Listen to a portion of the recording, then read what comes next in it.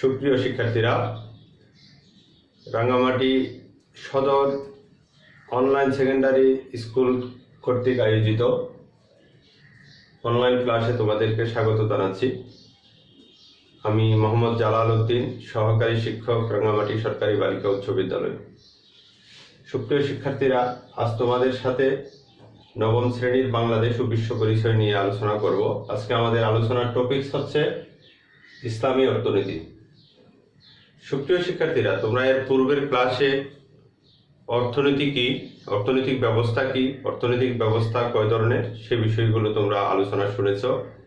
সেই ক্লাসটি তোমরা আশা করি পেয়েছ। আমি আজকে একটু রিপিট করছি। অর্থনৈতিক ব্যবস্থাটি কি? অর্থনৈতিক ব্যবস্থাটি হচ্ছে মূলত যে ব্যবস্থা বা কাঠামোর আওতায় উৎপাদনের উপাদানসমূহের মালিকানা নির্ধারিত হয় এবং উৎপাদন প্রক্রিয়া, উৎপাদিত সম্পদের বন্টন এবং ভোগ প্রক্রিয়া সম্পাদিত হয়, তাকে অর্থনৈতিক ব্যবস্থা বলে। আমি আবারও বলছি, যে ব্যবস্থা বা কাঠামোর আওতায় উৎপাদনের উপাদানসমূহের মালিকানা নির্ধারিত হয় এবং উৎপাদন প্রক্রিয়া, উৎপাদিত সম্পদের বন্টন এবং ভোগ কিভাবে সম্পাদিত হবে সেটি নির্ধারিত হয়, সেটি হচ্ছে অর্থনৈতিক ব্যবস্থা। সুপ্রিয় শিক্ষার্থীরা, এই অর্থনৈতিক ব্যবস্থাটি সারা বিশ্বে কয় ধরনের তোমরা এর পূর্বের ক্লাসে অবগত হয়েছ। সারা পৃথিবীতে অর্থনৈতিক ব্যবস্থা বিশ্লেষণ করে দেখা যায় এই পৃথিবীতে 4 ধরনের অর্থনৈতিক ব্যবস্থা রয়েছে। তার মধ্যে একটি হলো ধনতান্ত্রিক অর্থনৈতিক ব্যবস্থা, যেটি আমরা পুঁজিবাদী অর্থনৈতিক ব্যবস্থা নামেও পরিচিত, সমাজতান্ত্রিক অর্থনৈতিক ব্যবস্থা, মিশ্র অর্থনৈতিক ব্যবস্থা এবং ইসলামী অর্থনৈতিক ব্যবস্থা। আমি পূর্বের ক্লাসে ধনতান্ত্রিক অর্থনৈতিক ব্যবস্থা এবং সমাজতান্ত্রিক অর্থনৈতিক ব্যবস্থা এই দুটি বিষয়ের বৈশিষ্ট্য নিয়ে তোমাদের সাথে অনলাইন ক্লাস করেছিলাম। আজ আমি ইসলামিক অর্থনৈতিক ব্যবস্থা নিয়ে তোমাদের সাথে এই ক্লাসটি উপস্থাপন করছি। সুপ্রিয় শিক্ষার্থীরা, ইসলামী অর্থনৈতিক ব্যবস্থা কি? ইসলামিক অর্থনৈতিক ব্যবস্থা হচ্ছে যে অর্থনৈতিক ব্যবস্থায় ইসলামী শরীয়তের ভিত্তিতে পরিচালিত হয়, সেটি ইসলামী অর্থনৈতিক ব্যবস্থা। আমরা সংক্ষেপে বুঝতে পারছি যে ইসলামিক অর্থনৈতিক হলো মূলত ইসলাম ধর্মের বিধিবিধান অনুযায়ী যে অর্থনৈতিক ব্যবস্থাটি পরিচালিত, সেই অর্থনৈতিক ব্যবস্থাটিকে আমরা ইসলামী অর্থনৈতিক ব্যবস্থা বলি। সারা পৃথিবীতে বিশ্লেষণ করলে দেখা যায় ইসলামিক অর্থনৈতিক ব্যবস্থা পৃথিবীর কোনো রাষ্ট্রেই এককভাবে পরিপূর্ণভাবে এই ইসলামিক অর্থনৈতিক ব্যবস্থা বিরাজমান এরকম রাষ্ট্র খুব কম সংখ্যকই পাওয়া যায়। যদিও পৃথিবীর অধিকাংশ মুসলিম রাষ্ট্রেই কম বেশি ইসলামিক অর্থনীতি ব্যক্তিগতভাবে অনেকেই অনুসরণ করে, রাষ্ট্রীয়ভাবে যদিও এটি যথাযথভাবে অনুসৃত হয় না। সুপ্রিয় শিক্ষার্থীরা, আমরা একটু জানি তাহলে ইসলামিক অর্থনৈতিক ব্যবস্থার বৈশিষ্ট্যগুলো কি কি। তোমরা বোর্ডের ইসলামিক অর্থনৈতিক ব্যবস্থার যে সংজ্ঞাটি নিশ্চয়ই এটি লিখে নিয়েছ। আমরা এটা মুছে ফেলতেছি, এরপর আমরা ইসলামিক অর্থনৈতিক ব্যবস্থার বৈশিষ্ট্যগুলো আমরা দেখব।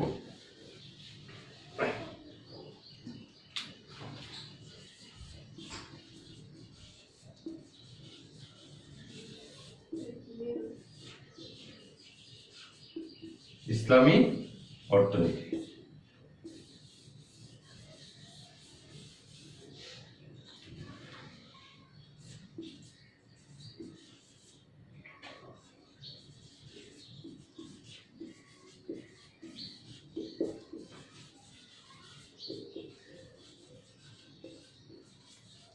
সুপ্রিয় শিক্ষার্থীরা, ইসলামী অর্থনৈতিক ব্যবস্থার একটি বৈশিষ্ট্য সম্পদের মালিকানা। সম্পদের মালিকানা ইসলামিক অর্থনৈতিক বৈশিষ্ট্যের মধ্যে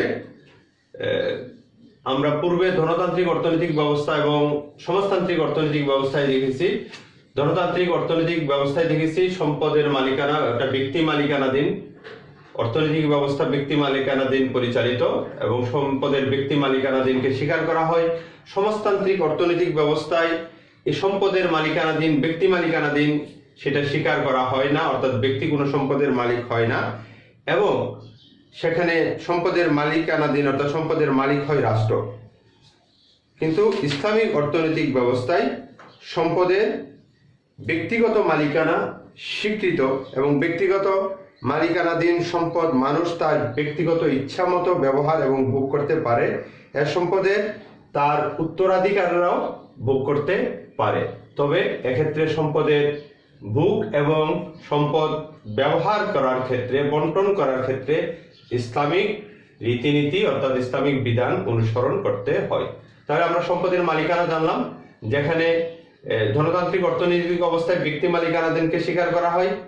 সমাজতান্ত্রিক অর্থনৈতিক ব্যবস্থায় ব্যক্তি মালিকানাধীনকে স্বীকার না করে রাষ্ট্রের মালিকানাধীন সম্পদের সব মালিক হচ্ছে রাষ্ট্র। ইসলামিক অর্থনৈতিক ব্যবস্থায় ব্যক্তি মালিকানাধীন স্বীকার করা হয়, তবে ব্যক্তি সম্পদের ভোগ, বন্টন ইত্যাদির ক্ষেত্রে ইসলামিক বিধিবিধান অনুসরণ করতে হবে।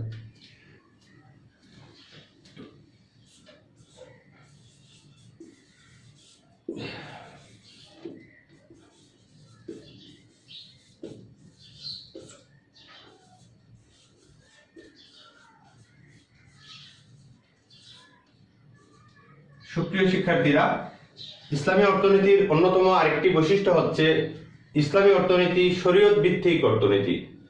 শরীয়ত ভিত্তিক অর্থনীতিটা কি? সুপ্রিয় শিক্ষার্থীরা, তোমরা শরীয়ত ভিত্তিক অর্থনীতিটা ধারণাটা তোমাদের কাছে ক্লিয়ার হওয়া দরকার। শরীয়ত বলতে ইসলামী বিধিবিধানকেই শরীয়ত বলে। আর এই শরীয়তের ভিত্তি অর্থাৎ ইসলামের ভিত্তি হচ্ছে কোরআন, হাদিস, ইজমা, কিয়াস।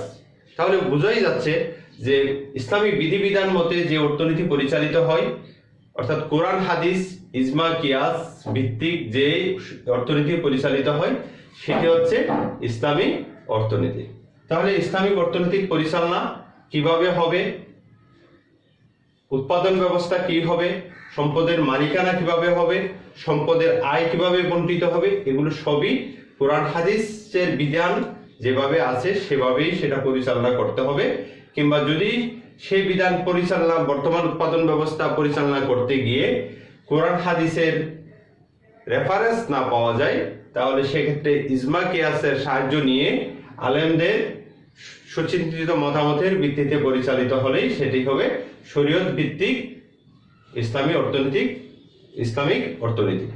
সুপ্রিয় শিক্ষার্থীরা, এরপর ইসলামিক অর্থনীতির অন্যতম ব্যবস্থা হচ্ছে এর উৎপাদন ব্যবস্থা কিরকম।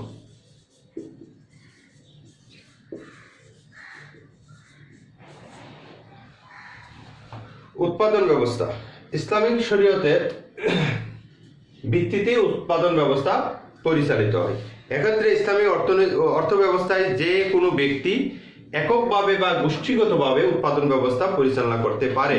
যে কোনো দ্রব্য সামগ্রী উৎপাদনের জন্য সেটা বিনিয়োগ করতে পারে, তবে সেই উৎপাদন ব্যবস্থাটি হতে হবে অবশ্যই ইসলামী বিধিবিধান অর্থাৎ শরীয়ত ভিত্তিক এবং হালাল দ্রব্য এবং ধর্মসম্মত দ্রব্য উৎপাদন এবং সেবা উৎপাদনই হচ্ছে ইসলামী অর্থনীতির অন্যতম লক্ষ্য।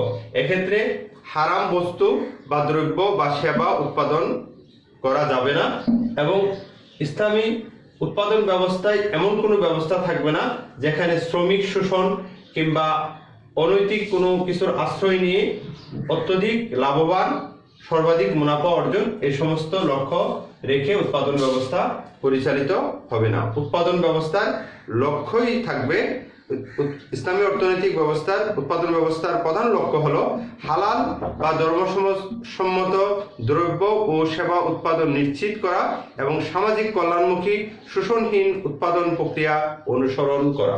তাহলে প্রিয় শিক্ষার্থীরা, আমরা বুঝতে পারছি যে ইসলামী অর্থনীতির অন্যতম লক্ষ্য হলো উৎপাদন ব্যবস্থা হবে হালাল সম্মত, সেবা উৎপাদন হবে হালাল সম্মত এবং সেটা সমাজের কল্যাণের জন্য। এরপর ইসলামী অর্থনীতির অন্যতম বৈশিষ্ট্য হচ্ছে যাকাত ভিত্তিক অর্থনীতি।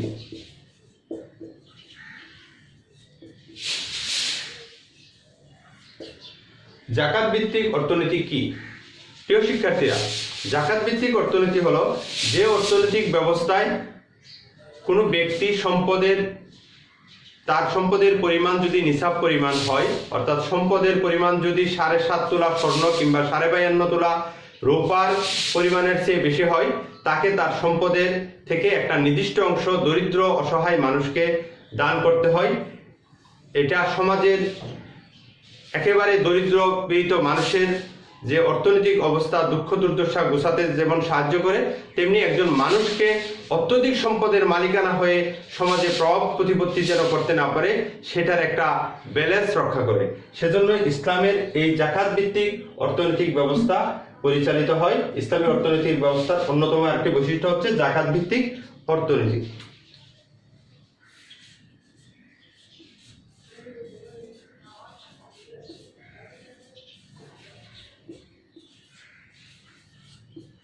সুদবিহীন অর্থনীতি।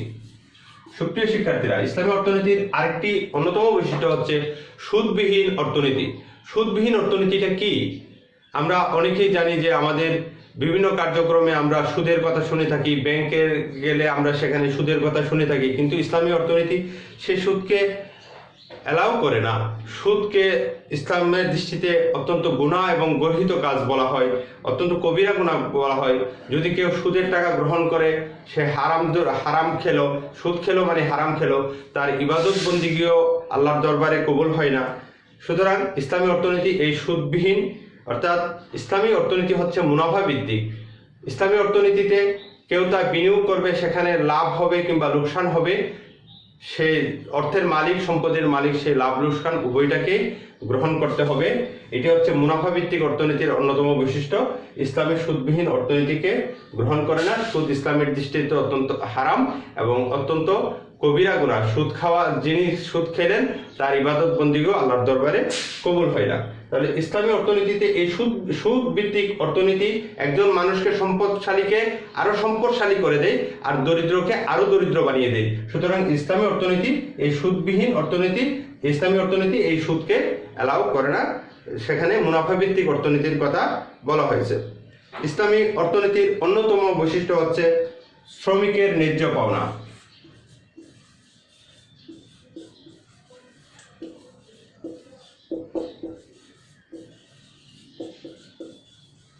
সুপ্রিয় শিক্ষার্থীরা, ইসলামী অর্থনীতির অন্যতম বৈশিষ্ট্য হচ্ছে এখানে শ্রমিকের ন্যায্য পাওনা দেওয়া হয়।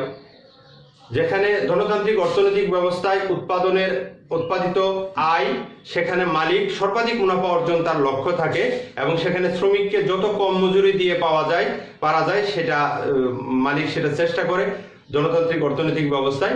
কিন্তু ইসলামী অর্থনৈতিক ব্যবস্থায় শ্রমিকের ন্যায্য পাওনা প্রদান করা হয় এবং সেখানে বলা হয়েছে শ্রমিকের গায়ের ঘাম শুকিয়ে যাওয়ার আগেই শ্রমিকের পাওনা পরিশোধ করার কথা বলা হয়েছে।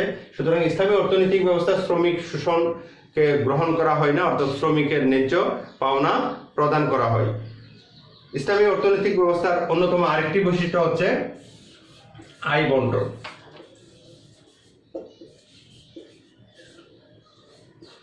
সুপ্রিয় শিক্ষার্থীরা, ইসলামী অর্থনৈতিক ব্যবস্থায় আয় বন্টনটি যেভাবে পরিচালিত হয় সেটা হচ্ছে ইসলামিক অর্থনৈতিক ব্যবস্থা যেহেতু শোষণহীন একটি উৎপাদন বা প্রক্রিয়া অনুসরণ করে, সেহেতু সেখানে উৎপাদনের উপাদানসমূহের পারিতোষিক প্রদানের ন্যায় এবং সাম্যের নীতি অনুসরণ করা হয়। উৎপাদনের অবদানের ভিত্তিতে উৎপাদন সমূহের পাওনা পরিশোধ করা হয়। এক্ষেত্রে ভূমি, এক্ষেত্রে মূলধন এবং শ্রমিক এবং সংগঠক তাদের যার যার পারিশ্রমিক ন্যায্যভাবে ন্যায়ের ভিত্তিতে সেখানে প্রদান করা হয়। এক্ষেত্রে কোনো কেউ বৈষম্যের শিকার বা শোষণের শিকার হয় না। এই হচ্ছে ইসলামিক অর্থনৈতিক বৈশিষ্ট্য, ইসলামিক অর্থনীতির বৈশিষ্ট্যসমূহ। তাহলে আমরা ইসলামিক অর্থনৈতিক বৈশিষ্ট্যের মূল ভিত্তিটা আমরা জানলাম, কোরআন এবং হাদিস। এটা সৃষ্টিকর্তা আল্লাহ পাক রব্বুল আলামিন এই পৃথিবীতে মানুষ সৃষ্টি করেছেন, এই পৃথিবী সৃষ্টি করেছেন। এই পৃথিবী কিভাবে পরিচালিত হলে এই পৃথিবী শান্তি হবে একমাত্র আল্লাহ পাকই জানেন। মানুষ তার জ্ঞান সীমিত, মানুষ 1 ঘন্টা পরে কি হবে, একদিন পরে কি হবে জানে না, অতীত কি ছিল জানে না, 100 বছর 500 বছর 1000 বছর পূর্বে অতীত কি ছিল, 1000 বছর পর 100 বছর পর একদিন পর 1 ঘন্টা পর কি হবে সেটাও মানুষ জানে না। সুতরাং মানুষ যে পরিকল্পনা গ্রহণ করে, সিদ্ধান্ত গ্রহণ করে, আইন গ্রহণ করে, সেটি মানুষের সীমিত জ্ঞানের ভিত্তিতে করে, অনুমানের ভিত্তিতে করে। একমাত্র আল্লাহ পাকই এই পৃথিবীতে কোন ভিত্তিতে পরিচালিত করলে, কিভাবে পরিচালিত হলে মানুষ সমাজে শান্তি হবে, আল্লাহ পাকই জানেন। এবং আল্লাহ পাক যে বিধান দিয়েছেন সেই বিধানের নাম ইসলাম। আল্লাহ বলেছেন ইন্নাদ দীনা ইনদাল্লাহিল ইসলাম, ইসলামই আল্লাহর একমাত্র মনোনীত ধর্ম। এই ধর্ম মতে ইসলামী অর্থনীতি হচ্ছে একটি বিধান, জীবনের একটি অংশ হিসাবে অর্থনীতিকেও ইসলামী বিধান মতো পরিচালিত করতে হবে। কেউ যদি জীবন তার শুধু নামাজ, রোজা, হজ, যাকাত এগুলো ইসলামী ভিত্তিতে পরিচালনা করে তাহলেই হবে না। ইসলামী অর্থনীতির ভিত্তিতে তার অর্থনীতি পরিচালিত হতে হবে, তার সমাজনীতি, তার কালচার, এগুলো সমস্ত কিছু ইসলামের ভিত্তিতে পরিচালিত হতে হবে। অর্থাৎ পরিপূর্ণভাবে ইসলামকে অনুসরণ করতে হবে, তাহলেই একজন মানুষ সমাজে শান্তি প্রতিষ্ঠিত হতে পারে। তো আমরা জানলাম আজ ইসলামী অর্থনৈতিক ব্যবস্থা কি এবং ইসলামিক অর্থনৈতিক ব্যবস্থার বৈশিষ্ট্যসমূহ কি। সুপ্রিয় শিক্ষার্থীরা, তোমরা তোমাদের পাঠ্য বইয়ের আলোকে এই বিষয়গুলো আরো ক্লিয়ার হবে, পাঠ্য বইটা অনুসরণ করে পাঠ্য বইটা পড়ে নেবে এবং বৈশিষ্ট্যগুলো আমি যেগুলো লিখেছি এগুলো পয়েন্টগুলো মুখস্থ করে রাখবে। আশা করি তোমরা সুস্থ আছো, ভালো আছো। করোনাকালীন সময় তোমরা বাড়িতে থাকবে, সামাজিক দূরত্ব বজায় রাখবে, নিরাপদে থাকবে, স্বাস্থ্যবিধি মেনে চলবে। তোমাদের সুস্থতা কামনা করেই আমি আজকের অনলাইন ক্লাস শেষ করলাম। আল্লাহ হাফেজ।